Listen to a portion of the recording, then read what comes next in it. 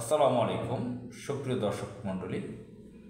অন্তর্বর্তীকালীন সরকার interim government professor doctor ইউনূসের নেতৃত্বে যে সরকার এখন চলছে বাংলাদেশে, এই সরকারের বয়স খুব অল্প দিন। 8 আগস্ট 2024 তারা শপথ গ্রহণ করেছে। আজকে আমি যখন কথা বলছি তখন 21 আগস্ট 2024। আমরা চাই না এই সরকার খুব দীর্ঘ সময় থেকে মানুষকে যন্ত্রণা দিক। মানুষ একটি ভোটের অধিকার চায়, নিরপেক্ষভাবে সুষ্ঠুভাবে তারা ভোট দিতে চায়,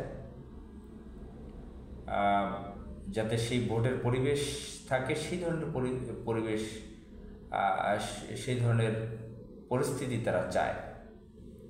সেই ভোটের মাধ্যমে ব্যালট বিপ্লবের মাধ্যমে, ব্যালটের মাধ্যমে তারা সরকার গঠন করবে বাংলাদেশের জনগণ। কিন্তু সম্প্রতি আমরা দেখতে পাচ্ছি এই ইন্টারিম গভর্নমেন্টের কাছে দাবি দেওয়া জানাচ্ছে বিভিন্ন মানুষের। আমার কাছে মনে হচ্ছে যে এরা এই যে 15-16 বছর যে অবৈধ সরকার ছিল তাদের রেখে যাওয়া প্রেতাত্মা। এরা একটি সরকার নতুন গঠন হয়েছে মাত্র অল্প কয়েকদিন, তারা কাজকর্ম এখনো ভালোভাবে শুরু করতে পারে না। তার কাছে এত দাবি দেওয়া? এতদিন তোমরা কোথায় ছিলা? এই থার্ড পার্টি হিসেবে চাকরিতে ছিল অনেকে সরকারি অফিসগুলোতে, স্বায়ত্তশাসিত অফিসগুলোতে। তারা চাকরি জাতীয়করণ চাচ্ছে, স্থায়ীকরণ চাচ্ছে। বসুন্ধরা শপিং মলের মালিক সমিতির লোকরা আন্দোলন করছে, তাদের ভাড়া বৃদ্ধি করেছে, অনেক টাকা ভাড়া বেশি নিয়েছে বসুন্ধরা মালিক, তার বিরুদ্ধে স্লোগান। তোমরা এতদিন কোথায় ছিলা? তোমাদের মতন কাপুরুষদের জন্য তোমাদের সুযোগ সুবিধা তো দেওয়ার প্রয়োজন নাই বলে মনে করি আমি।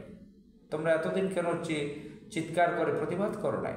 এখন এদেশের ছাত্ররা রাজপথে নেমে দেশকে স্বাধীন করেছে, আর তোমরা সুযোগ পেয়ে তোমরা এখন ঘোলা পানিতে মাছ শিকার করতে চাচ্ছ। এই স্বার্থবাদী, এই ছোটলোকিপানা মানুষ দিয়ে বাংলাদেশ পরিপূর্ণ। এদের কারণে বাংলাদেশের অপূরণীয় ক্ষতি হয়েছে যুগে যুগে।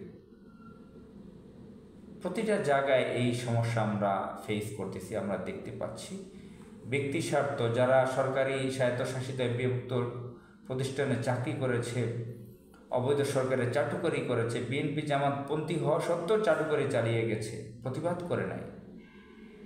চাকরির সুযোগ সুবিধাটা পাওয়ার জন্য অস্থির ছিল অনেকেই। তারা আজকে রাজপথে নেমে ঝামেলা করতেছে নতুন সরকারকে। এদের সকলের ব্যাপারে আমাদের সচেতন থাকতে হবে, সাবধান থাকতে হবে। আসসালামু আলাইকুম।